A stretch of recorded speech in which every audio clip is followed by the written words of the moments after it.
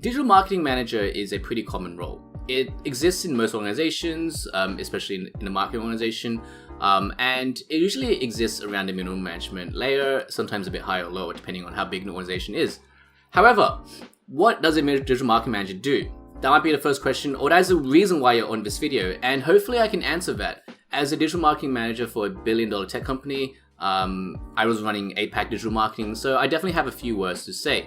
However, I still want to keep this video kind of short, so I'm going to try to jam-pack as much much of it as possible into this video, and so hopefully you have a better understanding of what a DMM does. So hopefully you do, and let's get straight into the video. So like in every video, I like to do kind of a whiteboard session. It kind of allows me to type things off in my head, and so you can also look at it as I speak. So in my opinion, digital marketing manager is very similar to, I guess you could call a project manager, right? It's like a project manager, not necessarily exactly a project manager because you do have to execute certain campaigns. So generally you have to kind of look at it as you're developing, you're executing, and you're reporting on different types of digital marketing campaigns you might be running end to end for an organization. Each organization will have different KPIs. So some organizations, for example, in B2B tech, you're mainly focusing on lead generation.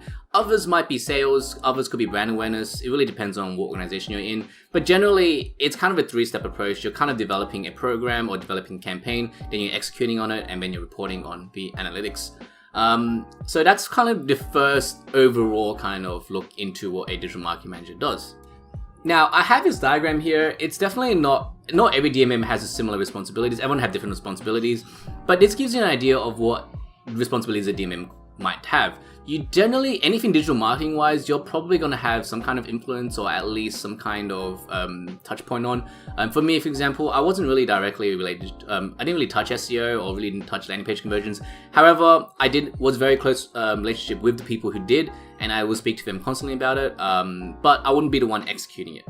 What a DMM, as kind of like alluded to before, what a DMM actually does is a lot of the times you are the project manager. You're sitting in the middle. You have touch points across different types of things. Some of these things you are definitely executing campaigns. For example, I was executing LinkedIn campaigns via agencies. I was running email campaigns by myself. So definitely a lot of the times there are certain things you are running. Other things you're kind of like more touch point on. They're like people might communicate with you. You might have to even take that data and then present it to another stakeholder, for example. So a lot of the times you are that middle kind of like person, right? And so this gives you a great understanding of what a DMM might do. Now, you might be going, holy crap, I need to learn how to do all this. Well, not really, because a lot of times, as I mentioned, you're gonna have the luxury of using specialists, the luxury of using agencies to help execute this. But what I think a DMM should be is a jack of all trades usually. You should have a great understanding of each of these, I guess, concepts or tactics, and you should at least be able to communicate with, sales teams or operations teams or even engineering teams. You still the specialist, you're still the expert, so you need to have a good understanding of it. Not necessarily the crux of it, like you don't have to go to really, really detailed things about each of these things. However, you should have a good enough understanding that you can at least explain it. So I found this other diagram. It definitely isn't the usual case, not in organizations. Sometimes all these SEO managers or email marketing managers could be lateral. In this case here, they're all sitting under a DMM. A DMM can be quite senior, but it doesn't necessarily have to be. It definitely depends on every organization. But as you can see here, you have different managers under a DMM. The DMM is the one that kind of project manages and could manage different roles. So you got here your SEO manager, you got your pay-per-click manager, you got affiliates, you got email marketing, social media, and even content marketing, right? So a lot of the times a DMM can be quite senior. Generally, they can also be an individual contributor, where basically means that you're not managing anyone, but you are managing different stakeholders, and you're still quite an influential role as a digital marketing manager.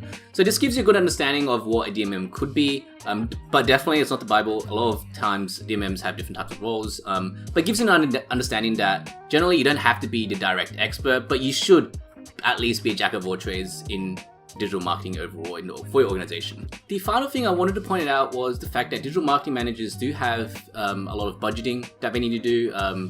Yes, unfortunately, marketers might go, I should have done accounting then if I wanted to do budgeting. But unfortunately, there's a lot of budgeting involved as a digital marketing manager.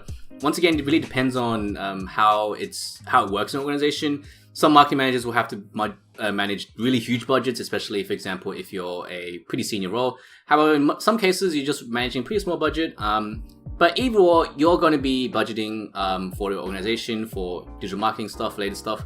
For me, for example, I was managing around a $500,000 budget, managing across different countries, running variety programs, and it really, you do have to be quite organized with all of this, because generally you're running by a quarter, which means like a 3-month rolling basis, or it could be annual. Really depends on organizations once again.